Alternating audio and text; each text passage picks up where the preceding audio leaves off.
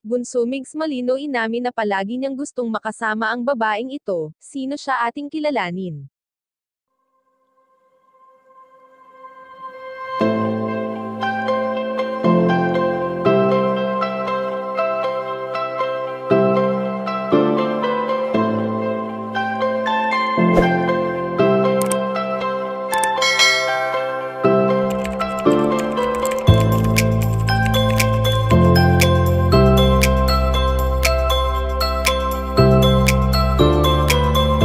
Kilala naman natin si Bunso Migs Malino bilang isang napakabuting tao, at ni minsan ay hindi sumagot sa mga taong pinipilit siyang sirain, bagkos ay ito ang kanyang naging inspirasyon upang mas tumatag at lumaban sa buhay.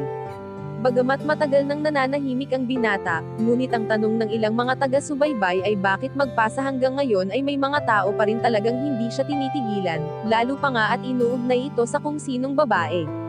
Sa ilang taon na nagsama noon sina Bunso Migs Malino at Cutie Mahal ay tila ba wala ng katapusan ang kanilang pagmamahalan, na alam naman nating lahat na hindi lamang pagkakaibigan ang nabuo sa dalawa. Napakasakit lang kung ating iisipin na ang noon ay masayang magkasama ay hinding-hindi na muling mangyayari pa at ito ay magsisilbing alaala na lamang sa ating isipan. Sa ngayon nga ay never na nagpakilala ang binata ng babaeng kanyang nais makasama, tulad ng pagsasama nila noon ng dating katambal na kilig ang hatid sa karamihan. Kaya naman ayon sa aming impormasyon na nakalap na kahit wala na si Cutie Mahal, ay may isang babae siyang nais na palaging makasama at ito ay ang kanyang inay Belen na palaging nakasuporta sa kanya. Wala nang masasaya pa sa binata sa tuwing nakikita niyang masaya ang kanyang inay sa tuwing sila ay magkakasama.